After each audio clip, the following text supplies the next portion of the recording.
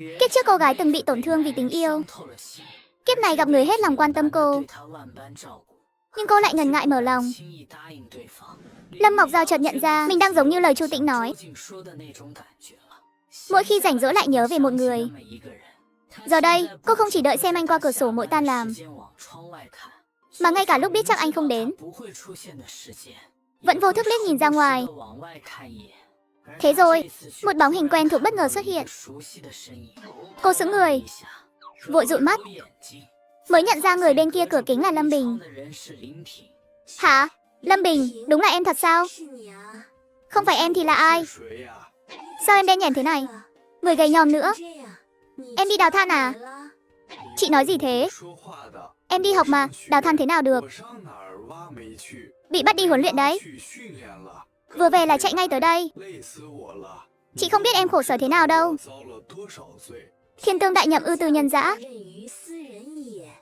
Tất tiên khổ kỳ tâm trí. Lao kỳ cần cốt. Cật kỳ thể phu. Khổ là đúng rồi. Như thế chứng tỏ trường đánh giá cao em. Sau này em sẽ thành công lớn. Đánh giá cái gì? Đâu phải mỗi mình em. Ai cũng cực khổ như nhau cả. Thế chẳng phải tốt sao? Không phải mỗi mình em. Ai cũng vất vả. Sao em còn phụng phịu? Ai phụng phịu? Em chỉ than thở chút thôi. Thôi được rồi, không trêu em nữa. Lần trước gọi điện về nhà, bố mẹ còn hỏi thăm chị đấy. Em qua bốt điện thoại đối diện. Gọi về cho bố mẹ đi. À này, dạo này chị thế nào? Ổn cả mà. Chị đang làm việc ở đây này. Ý em là chuyện tình cảm ấy. Lâm Ngọc Giao khẽ đỏ tai. Lục Giang Đình còn quấy rầy chị không? Người ta sắp cưới rồi. Hả? Cưới ai thế? Hà Phương Tình. Lục Giang Đình chắc chắn sẽ hối hận. Cô gái gòa đó em từng gặp. Toàn thân, chẳng đâu bằng chị. Lục Giang Đình mù quáng, mới nhìn không ra. Thôi không nói họ nữa. Em khó khăn là mới ra được. Chị sắp tan làm rồi. Dẫn em đi ăn ngon nhé. Lâm Ngọc Giao chẳng biết quán nào ngon.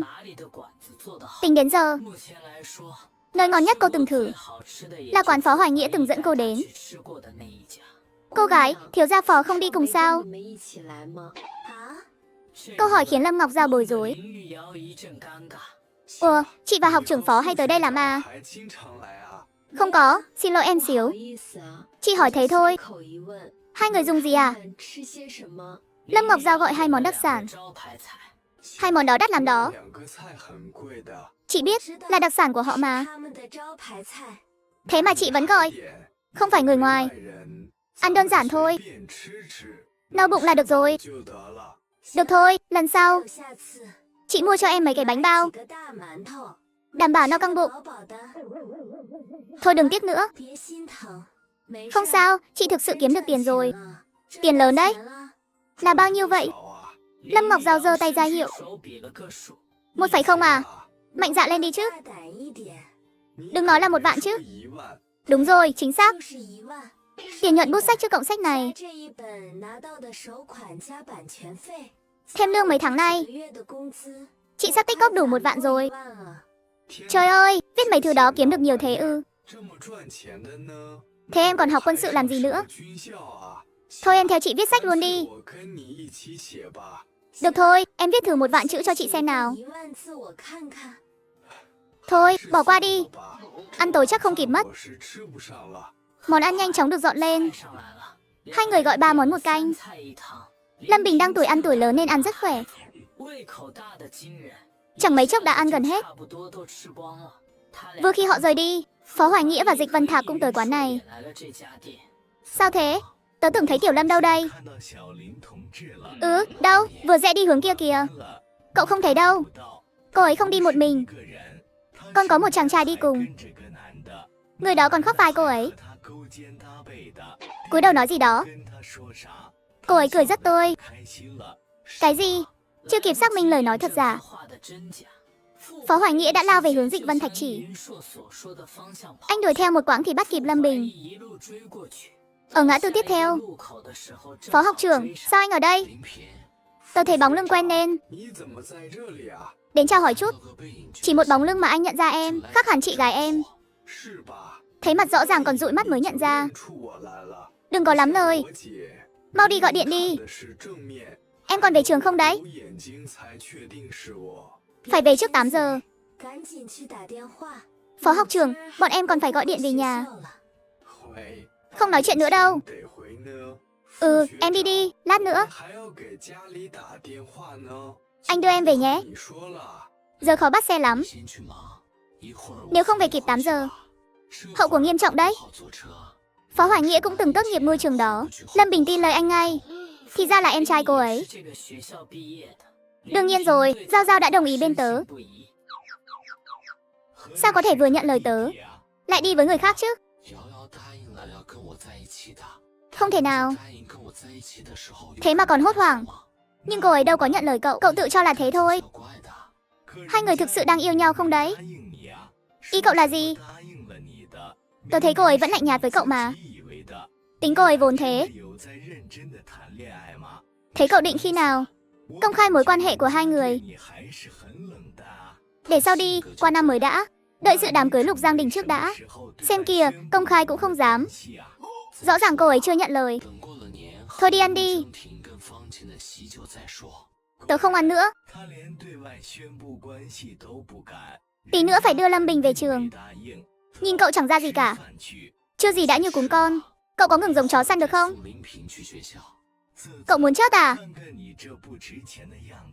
Dịch Vân Thạch lập tức im bặt. Hả? Ai bảo chưa gì? Tối qua.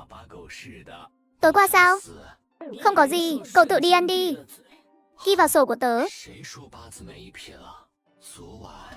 Cậu không đi tớ ăn sao nổi. Lần sau vậy, giờ kể tớ nghe. Tối qua thế nào? Không có gì. Chắc chắn có gì đó. Sáng cậu về là thấy khác lạ rồi. Tối qua hai người đã. Đừng có suy diễn. Không có gì thì bảo không có gì. Khi hai chị em từ trạm điện thoại quay lại, anh không tranh luận nữa mà bước thẳng tới họ. Chị này, em gọi Phó đại ca thế nào nhỉ? Im đi, anh ấy tới kia kìa. Phó Hoài Nghĩa chạy đến trước mặt họ. Gọi điện xong rồi. Để anh đợi lâu chưa? Không sao, đi thôi. Muộn rồi, tôi đưa Lâm Bình về. Lâm Ngọc Giao cũng lên xe theo. Mơ, để anh đợi lâu chưa? Không lâu đâu, đi thôi. Trễ giờ rồi. Anh đưa Lâm Bình về trường nhé. Lâm Ngọc Giao cũng leo lên xe theo. Lâm Bình hiếm khi ra phố. Tối nay anh tạm gác bút viết. Cùng đưa em ấy về trường luôn. Phó Hoài Nghĩa vui vẻ gật đầu. Được ở bên cô khiến lòng anh rộn rã. Dù Lâm Ngọc Giao ngồi im lặng phía sau, anh vẫn thấy hạnh phúc vô cùng. Chỉ có Dịch Vân Thạch bị bỏ rơi đứng ngủ rũ. Bảo mời người ta ăn tối. Cơm chưa kịp ngửi, trời lạnh cắt ra, lại bị phó mặc ven đường. Phụt, đồ trọng sắc khinh bằng.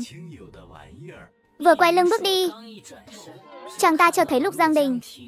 Đã lỡ mặt đối mặt, đành miễn cưỡng lên tiếng chào. Giang Đình, sao trông mệt mỏi thế? Thằng thì lại ốm à? Lục Giang Đình mặt đen như mực. Gặp Dịch Vân Thạch xem như gặp vận đen.